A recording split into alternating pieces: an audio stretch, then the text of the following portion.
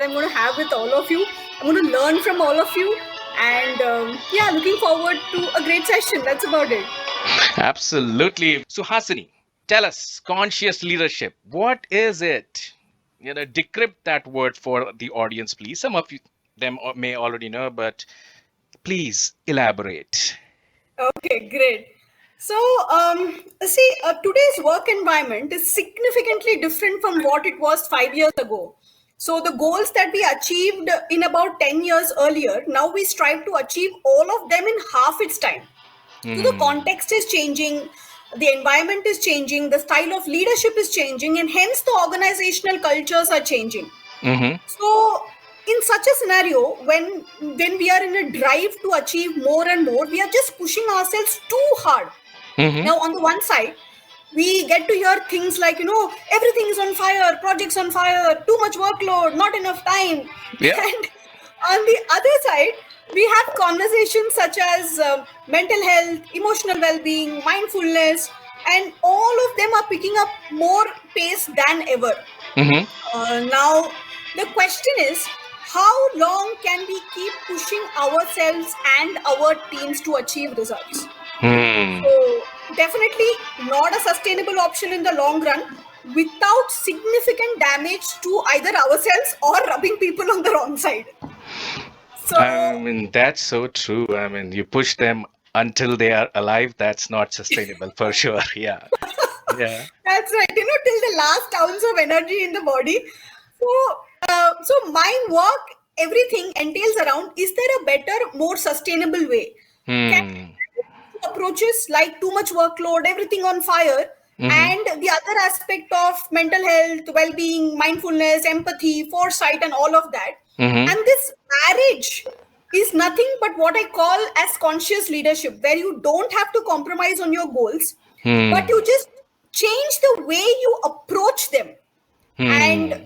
that really happens when you lead yourself, your own life consciously, as well as you lead your teams consciously if you are in a leadership position where you are actually leading teams. So that's what is the context of conscious leadership, why it's becoming more and more critical and important in today's world. Absolutely. Thanks for decrypting that. I have a question, what makes you talk about this conscious leadership? Like, tell us why you are talking about it. Okay. So, my backstory is a little interesting backstory. Mm-hmm. See, there are two sides to it. One is the professional side. Mm-hmm. Now, I have seen some leaders in my career achieve the unthinkable. Like, they'll do the toughest of things that no other leader ventured to do in the most human way. I mean, without rubbing anyone in the wrong side, where people felt that their potential was being maximized. And I saw many such leaders. Like, I got the opportunity to work Mm-hmm. with them and deliver some unimaginable projects. Mm-hmm. That was one side. So I started to decode, what's really making them different. Why is it that everybody is not able to do it and only some of them are able to do it? Mm-hmm. And that increased my curiosity and my passion, and I started delving into it more and more. And as it is, I'm a neuroscience geek. So Mm-hmm. everything that I study, I relate it back to the brain, saying that how is their brain different from other people's brain? What are they doing differently? How are they being differently? So that's the professional side. Now, on the personal side, I have had a couple of Mm-hmm. encounters with death.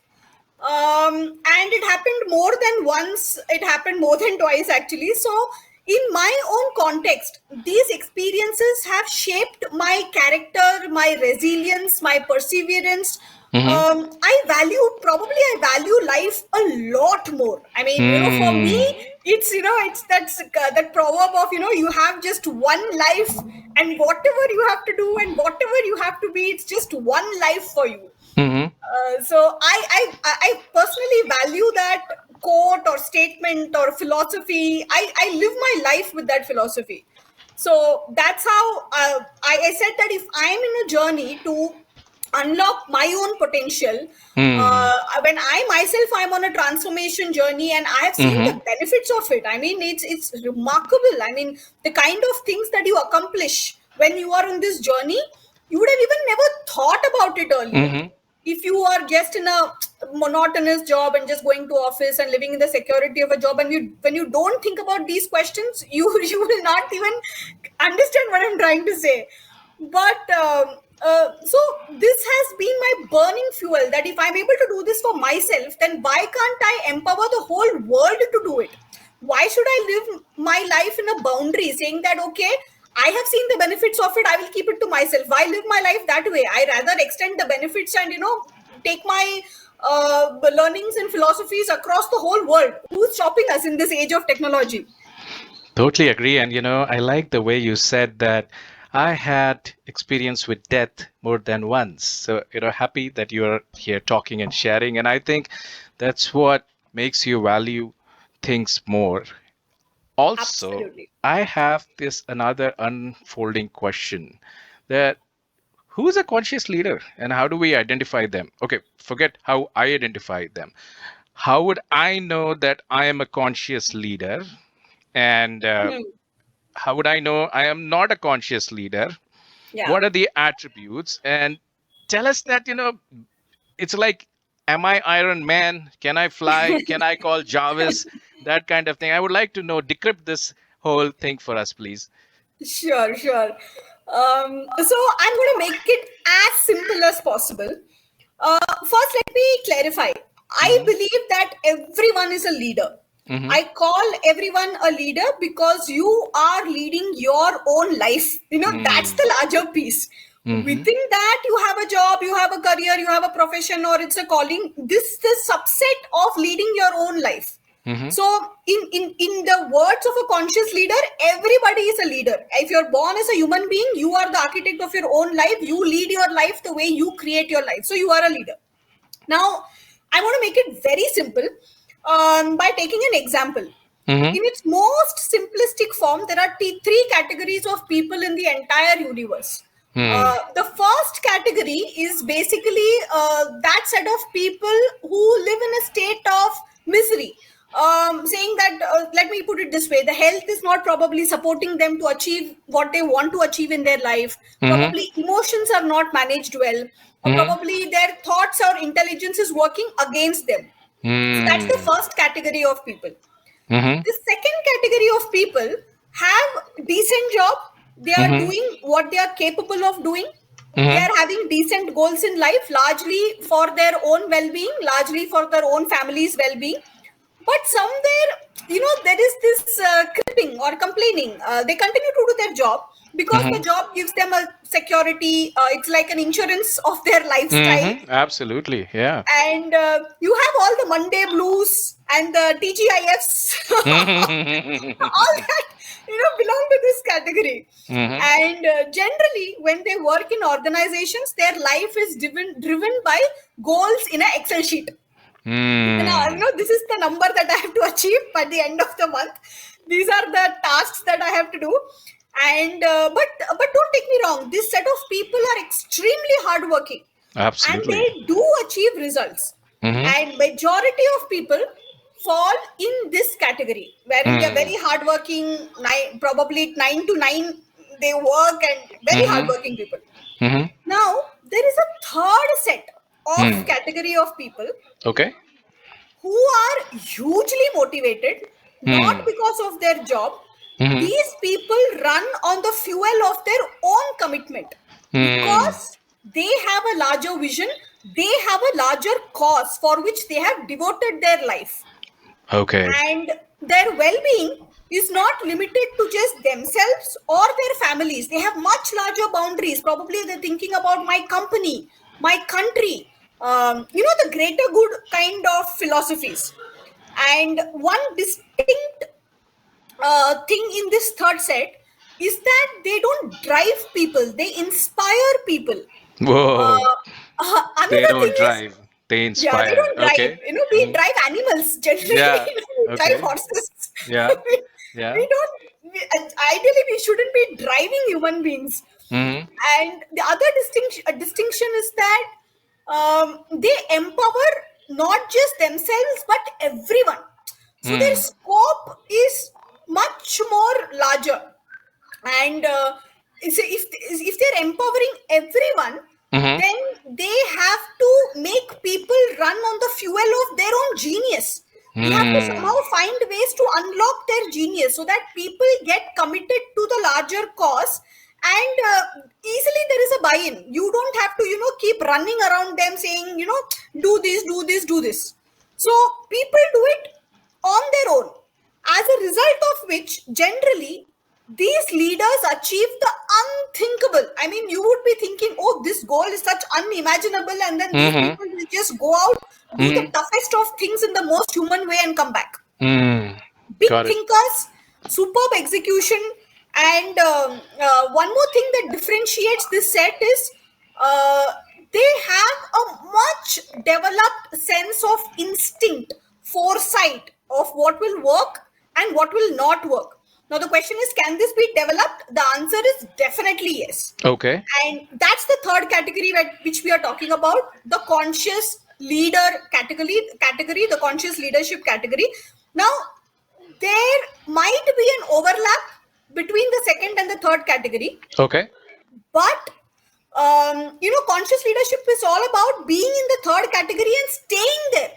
Most of the people, all of us, we have experienced moments where we have lived this life, of being a conscious leader, doing our best, giving our best and being joyful about it. We have all experienced this in various stages of our life. Okay. But the problem is we don't sustain ourselves there.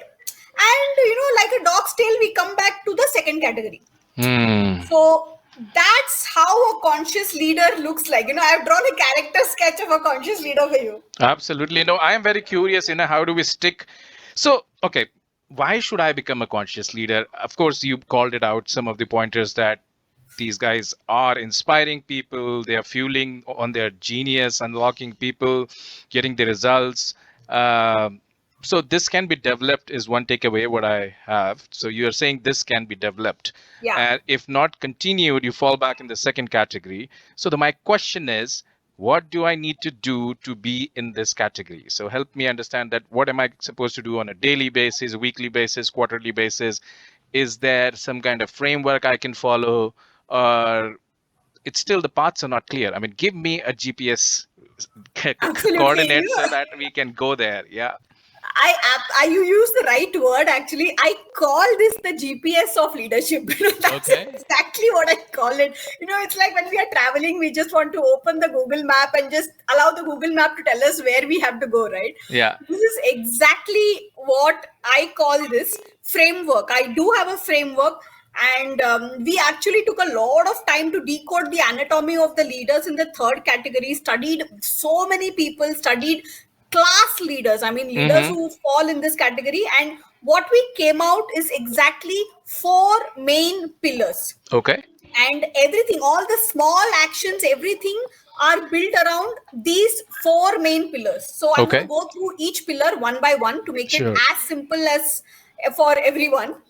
So and meantime, let me also tell people that, folks, if you have a question, raise your hands. I'm going to put it out there and show me some love, guys. If you're listening to me, then just let me know that you are out there. I get some love here. It's energizing. Thank you so much. Yeah, please go ahead, Suhasini. Okay, great. So I'm going to pop up the first pillar of this framework, which is identifying your core values. Now, what's your core? Because the core values will lead you into your aspiration or your purpose. Now, the conscious leaders know their why. That is the reason for existence. Every single effort that they take is directed or channeled towards the larger vision. Okay. So there is a certain meaning to what they are doing. This vision becomes their identity, almost like synonymous with them. Okay. And the amazing part is it will guide them. They put so much of energy into the vision that it becomes a living force. It's not just a vision on paper, like how you see in the websites of companies, right? This is the vision. But there are a few companies who actually live their vision on a daily basis. So the question is, if companies can have that vision, why can't we have a vision for our own personal life? We are working full time for a company which has its own vision. Why can't we have a personal vision for our life and marry the two? And the alignment is what brings out the best in us, because we feel satisfied, we feel our life is fulfilled and meaningful. Mm-hmm. So that's the first pillar. Identify your core values or aspiration or purpose. Mm-hmm. That's first one. Mm-hmm. Second, once you have built your foundation, then you work towards creating your highest standards of self leadership or self mastery, as I would like to call it. Okay. Because unless you take responsibility for your own life or your Mm-hmm. own well-being or your Mm-hmm. own decision-making anchors, Mm-hmm. it is futile. I mean, you can't really take responsibility for others. I mean, it's like the example is you are trying to serve a family of 4 people, and Mm-hmm. probably you are not matching the ends of your making the ends of your family meet, and now you are stepping out to serve a family of 10. How is it even possible? So the first thing is, Mm-hmm. take care of yourself first. Now there are I mean, how to take care of yourself, that's the next logical question. Okay. Now, simple things, you don't really need a rocket science to it. Simple things. One is, you have a body. You have been Okay. gifted with a body. Okay. So, physical self mastery is the foundation of who you are and what you're capable of. This is the total quantity of energy that you have at your disposal. Okay. So, one, quantity of energy. Second, mental mastery is your is the focus of your energy. How are you overcoming your limiting beliefs? What are your decision making anchors? How self compassionate you are? How mindfully you are living your own life? And Yeah. as a leader, Mm-hmm.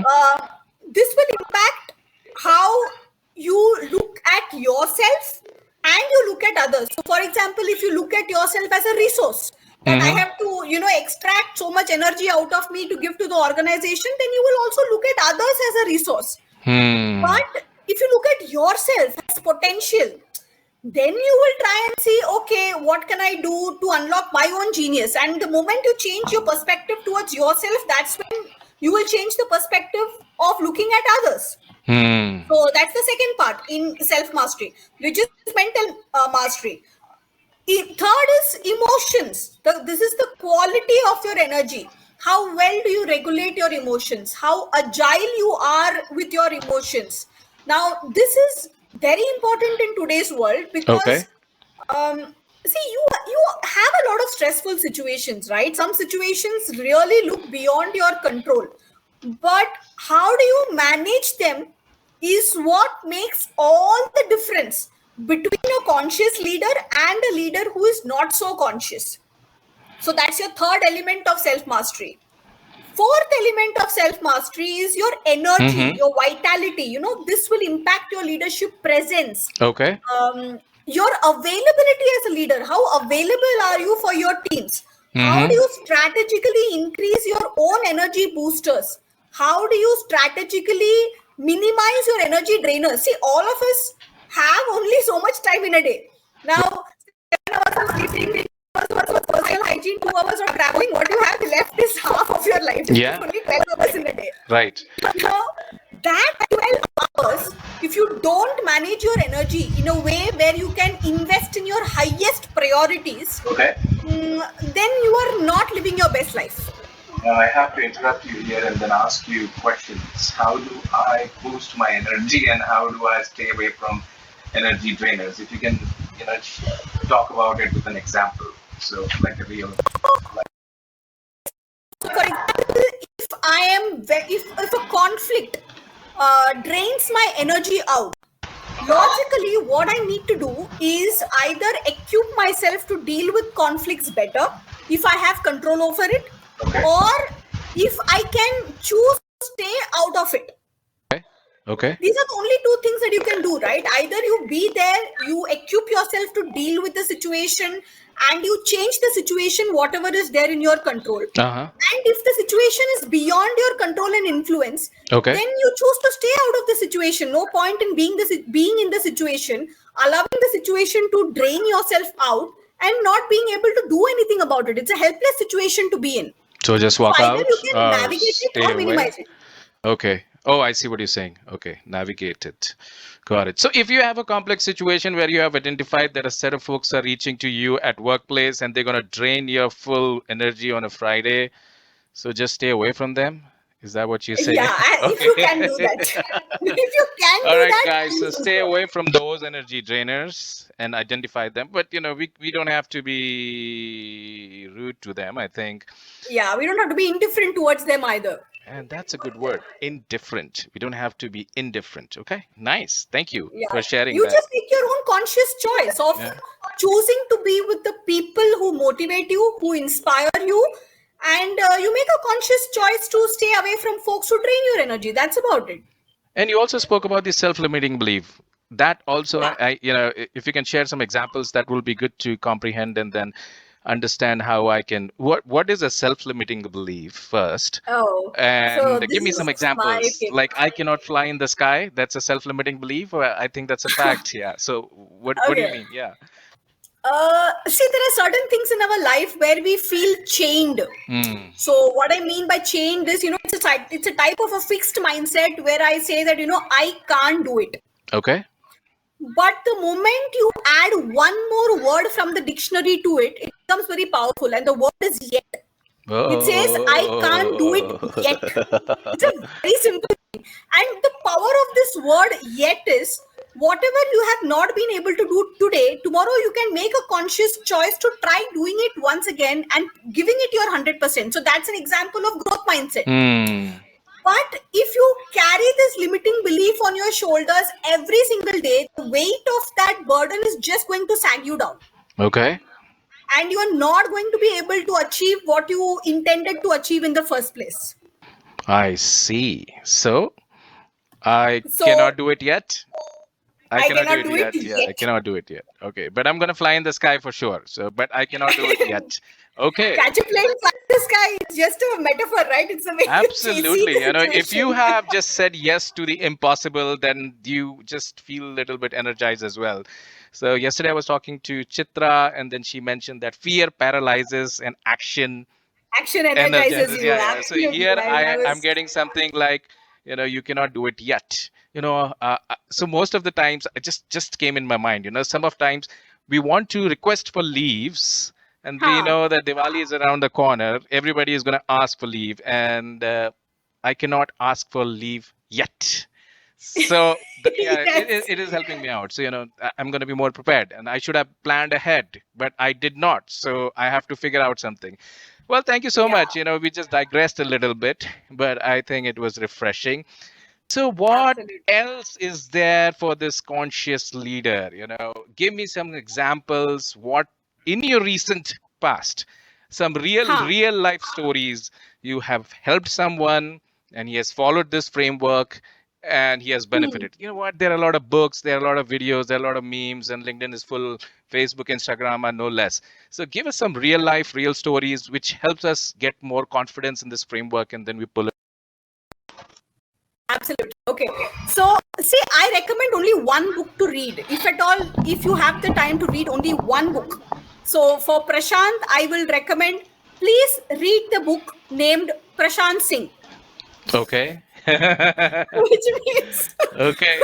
Tell me that book. likewise, Yeah. for myself, I will read the book called Suhasini Seshadri. That's Okay. the only one book that I recommend to read, because unless you know yourself first, rest everything is jargons, right? Rest everything is like written on the outside world. There is no dearth of information. There is absolutely no dearth of information or self-help books.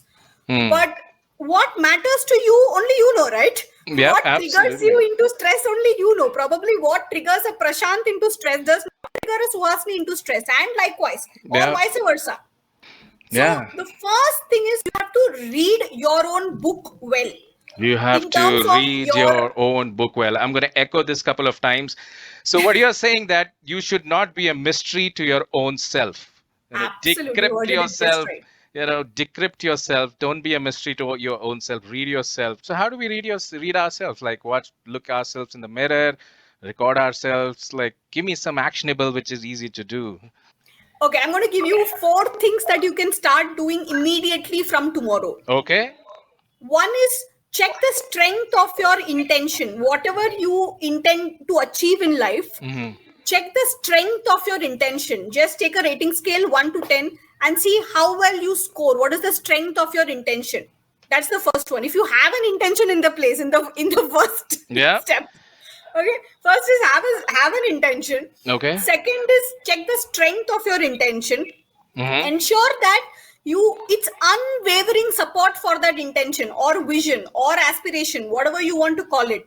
Your support to what you extend towards that intention should be unwavering. Okay. It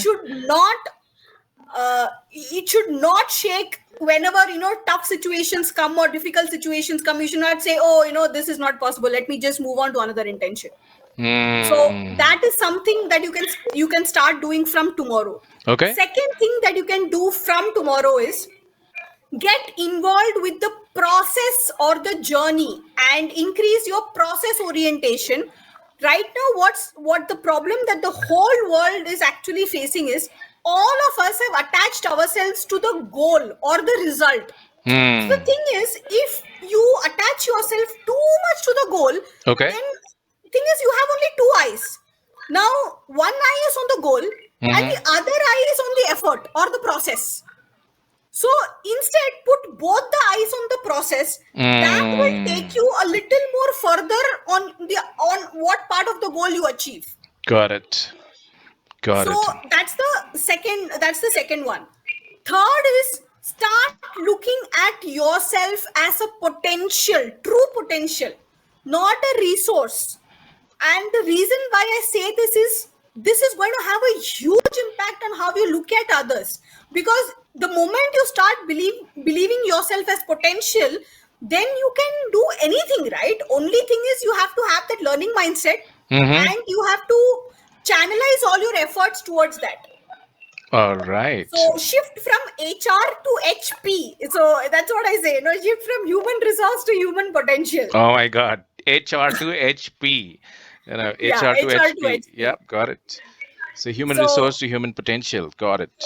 Yeah. So it's very simple, right? Say for example, if you have a plant in your house, okay, and you see a bud in that plant, you don't repeatedly drive it to become a flower, right? You don't stand in front of it and say, hey, bud, why are you not becoming a flower today? Tell me why you are not becoming a flower. Yes. Yeah, we don't do that. We don't do that. Yeah. It's by Friday, 3 p.m. EOD. Got it. Yeah. Exactly. Yeah, you gotta become a flower. We don't do that.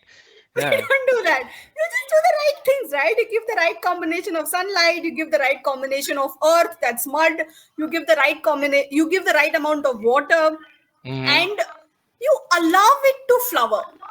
Likewise, allow yourself to flower by putting the right ingredients in place. Like success will not come to you when you say, "Hey, I want success. I want success." Success will not come to you like that. Absolutely. Success will come to you when you do the right things, and then you will attract success. So that's the thing. So even when you're leading teams, I know this is one thing that I keep telling people that, hey, look at yourself as a plant. Look at the other person as a plant. And probably what will happen is they will achieve certain things that you probably didn't even think was possible. And that's the magic, right? If they do exactly what you intended them to do, then where is the question of potential? Yeah. Then they are being robots. Yeah, this reminds me of this very famous quote from 𝗔𝗯cie. Success is what you attract by the person you become. Absolutely. Oh, this was good. I'm going to write it down. Success is what you attract by the person you become. So if you have to reduce weight, or if you have to be very good at some particular skill, so you put the right process in, it's like putting the right coin in, and the other side you're going to get the result. So, and this is a process. Sometimes it just takes a second. Sometimes, I think the quickest thing to do is the mindset shift, which should not take more than a couple of seconds.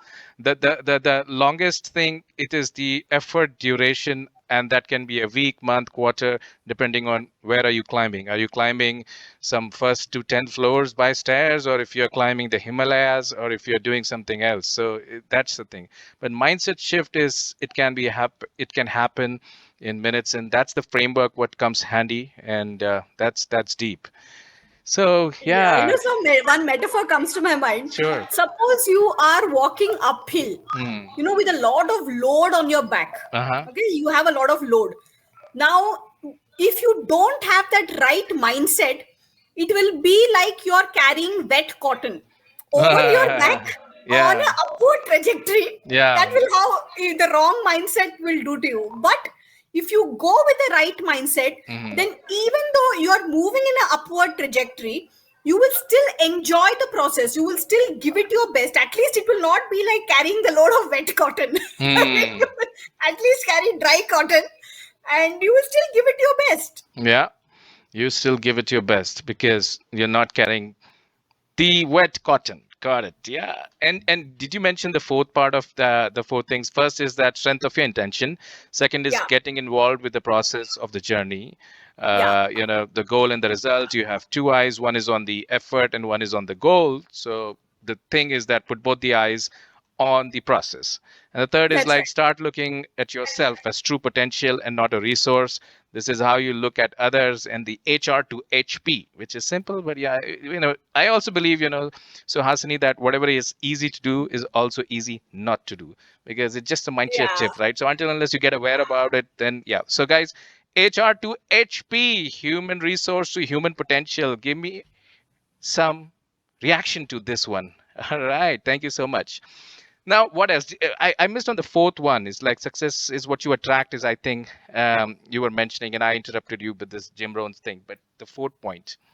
go slow to go fast. All right, go slow to go fast. Go slow to go fast. Go Yeah, slow. Got it. Go slow. What does that mean? I go mean, slow. like, go slow means what? Go slow is like, should I be thinking slow? Should I be? I mean, give me an example. Example, okay. See, I am driving right now. Okay. Okay, with my full eyes on the road, Mm-hmm. with complete mindful awareness of Mm-hmm. what I am driving, the quality of my driving will be a lot more higher. Okay. So what might happen is I might not be driving at say 120 kilometer per hour. I might be driving at 90 kilometer per hour, because Okay. that's when I'm able to give optimum quality to my effort of driving. I So see. if I'm doing everything with a certain sense of awareness, this is important, Okay. because see, our minds are running on autopilot. We are mostly running on compulsive behaviors, which I call it as autopilot loops, habits. We get up in the morning, we brush our teeth, we take a bath, we go, we drive, we go to office, we do the work, we come back, we take dinner. It's like a autopilot. Yep. Yep. The Yep. only way you can break this autopilot is doing everything with a certain awareness. Now, Okay. many people, ask me, hey, if I do everything with a certain awareness, will it not slow me down? Hmm. And my only recommendation to them is try it's a very simple but stupid thing, but then do try it. Try brushing with your left hand tomorrow if you are a right-handed person. Hmm. The quality of attention that you will give to brushing your teeth with Hmm. your left hand is much more higher than what you will do with your right hand. It's very simple. So Yeah. imagine that kind of attention. If you get to your work, then the depth of your work will be much more higher. The quality of your work is much more higher. So people might think that I'm going slow with this, but it's going to just make you faster in the long run, because you will develop something called as insight, or say intuition, or instinct, because instinct comes with the depth of things that you get into, not with the breadth of things. So Hmm. the fourth one, go slow to go fast. No, that's very interesting. Also, what I was thinking is that another point here is to make is that if somebody says that if I go slow, isn't that gonna slow me down? The question to ask is, you were going very fast. Where have you reached? Exactly. So, sometimes we have to stop and then pause or Yeah. whatever we have to do and then go back and see, hey, is the internet on my GPS? Is it even showing the right direction? Is it even charged? Am I on the right road? And I believe that it gives you high megapixel resolution on your head to be awareness. You know what awareness, what I have related to, is like new phones cameras which has come, like so high resolution. And yeah, at times it just, when you click a very high resolution photo, it just takes little time, so it goes a little slow so that it can capture a lot of things. And once it captures and we see that photo, we get to know, oh, I see, it was also there. Yeah, You see experiment. more in that particular thing. That's pretty interesting. You know what? I didn't know, even though we are 40 minutes here. Folks, if you have a question, you just have to raise your hand. And Biswajit, my true friend, I'm going to just put you on the microphone. Anybody else, just raise your hand. I'm going to just put you on the microphone. It's time to have real life and real conversations, guys. Over to you, Biswajit. Hi, Prashant. Another exciting and insightful session, and good hearing you, Suhasini. I have a question. Yeah. So, as leader, right, it's not just about managing people; it Hmm. is about managing delivery, right? Hmm. Because you have to do a role, you have to do a multifaceted role, right? Hmm. Now, situation arises when there is delivery which is impacted because of XYZ reasons, right? Hmm. Either your team is not efficient enough, they Hmm. do not understand the requirement, or Hmm. maybe they have personal commitments because of which the delivery is impacted, right? Hmm. Hmm. Now, in your experience, how Hmm. can we manage a balance to make sure we are understanding people concern and Hmm. simultaneously the delivery is not impacted?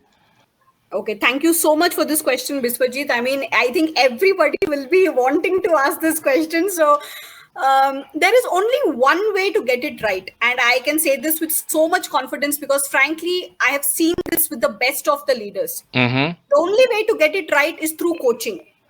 Now, why I say through coaching and that's the best way is, see, all of us have a backstory. Some days we Mm. are high on productivity, some days we are low on productivity, and that's life, right? We can't be going on a high every single day.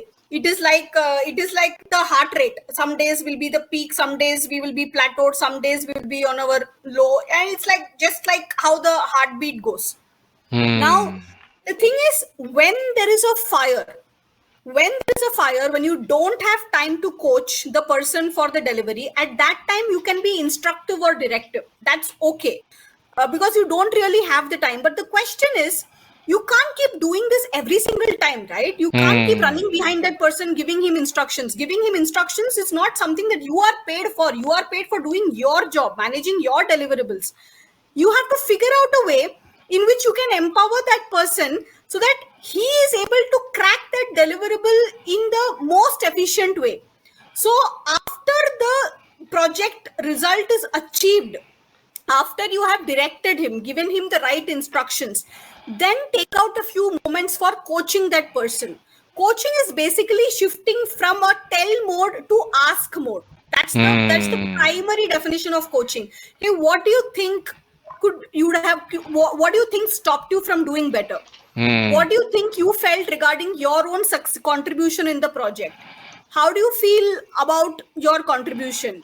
Is it something that you could have done better? Is it something that you need my support and we can probably collaborate and probably we can help you achieve more for your aspiration? Everything is not about the organization's KRA. That person is working for his own life also. He's investing his life 9 to 6, 9 to 7 in that role. So the moment you shift from a tell mode to a ask mode, you can manage your deliverables in a much more efficient way so that you don't drain yourself out of your own energy by instructing him every single time. Did that answer? Yes, it does. I love the statement from the tell mode to the ask mode, and I definitely going to incorporate that. Thank you, Suhasini, for answering the question. Thank you for the question, Biswajit. Thank you, Biswajit, for your question. And who else has a question? Okay, well, looks like we don't have any questions. You can directly ping Suhasini on her handle as well if you have a question later onwards. And what else, Suhasini, you would like to add? Okay, so just a brief on, we covered the why, we covered the framework, we covered the how, we covered the context. just a little bit on what we do and probably how you can reach out to us for any support. We as Decode Inspired Living, we wear multiple hats. We coach, we facilitate, we empower people to whatever people want to achieve in their lives. So probably it's just a message away or a call away on LinkedIn or any of the platforms. We also have our website called decodeinspiredliving.com. Okay. You can also reach out to us on that. And we can probably we can have a discussion and we can see how best we can make it work. So, Gopala Krishnan is there on the microphone, but, you said that who are we here? I mean, like, is that just you or who else? Is that you connoting to your organization or? Yeah, organization primarily. We are a set of two people. Okay. Basically, both of us are coaches. Okay. Smita Iyer, who is also on this call. Hey, hi, Smita. She's also on this call. Yeah. And we both share a very similar DNA, and that's what we do. We carry the torch forward. Okay, carry the torch forward. That's deep. Nice.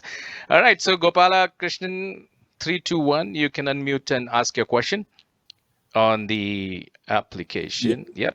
Great. Can you hear me, guys? Loud and clear.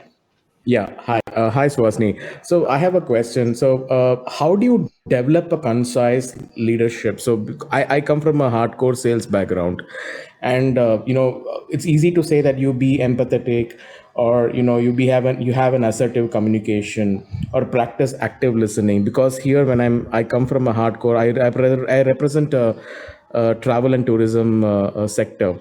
So it's here all about targets, achieving your KRAs. So how can I be more empathetic, or maybe have develop? How can I develop my concise leadership at this time? So can you throw some insights about it, please? Okay, thank you for this question, Gopala. So the thing is, this is exactly how we are looking at it right now. We are looking at our goals in the form of KRAs. We are looking at it in the form of numbers. The question is, can you look at it as your life? So, I mean, isn't that a wonderful way to look at it? Because the moment you say that you are investing your life moments into it, you will also look at it for the other person like that. The other person is also investing his life moments into it. It's not just about KRAs. It's not just about numbers. The moment you change this perspective, then what you do with that person, how you behave with that person to achieve the goals, the results, the whole approach will change. We are not saying change your goals and change your KRAs. That's not what we're saying. We're not even saying compromise on your goals and KRAs. That's also not what we are saying. We are saying achieve the same things with a different approach. Try a people-centric approach and see how far you go. Yeah, that sounds good. I think that's a brilliant advice. I've never thought about it. Thank you so much, Suhasini. Thank you so much. Makes sense. Yeah, makes sense. Gopala, Thank you. do let us know what happens when you do so. Very curious to know. Send us a message when you try that. I will certainly. Let us know the Sure. whole story, because I tell you what, sometimes we get a tip and then we forget to apply it because it sounds good, so we do it. And not for you, but I'm just talking about myself. So I write it down and put it in my calendar and then see, I will do this because it's a deliberate effort what we have to put in. So thank you. And do let us know by message. And lovely question. I will. Thank you, sir. Thank you so much. Yeah. Thank you. And if any last questions anybody has, then that is good. Otherwise, we will go to the closing notes from your side. Suhasini. Okay. Can you still hear me, guys? I think so. All right. So Suhasini, a lot of things we spoke today, and conscious leadership is something what is a skill, and I think you can figure it out. You can build it out, and it's good to know that we have a framework, and that particular framework. I did also capture some notes here that figure out your core values and purpose, and write down highest standards of self leadership, highest standard of leading business, and highest standard of leading others. And apart from that, you also gave us 4 items. 4 things for me to do. What you told me that the check the strength of your intention. 1 to 10, how will you score? How are you supporting your intention? Unwavering intention. and get involved in the process of the journey, not to be very tied to the goals and efforts. Start looking people as true potential and not resources. And the last one is go slow to go fast. So I think that's great learning and takeaways from this session. Thank you so much, Suhasini, for your time here. And lovely audience, give me some cheer here, there. Give me some cheer. We are just having a great time with you all. Then thank you for dropping by. You can connect with us. And as Suhasini mentioned, Suhasini, if you can tell us one more time how to reach you, ping Suhasini, follow her, follow me if you want to, if you like this session. Thank you guys, and you all have a great day, great evening, and then we talk again. Tomorrow we have another session for folks who are in pursuit of a job and how resumes can win you top jobs. So stay tuned or let anybody else know. You all have a great evening. Bye now. Thank you. Bye bye.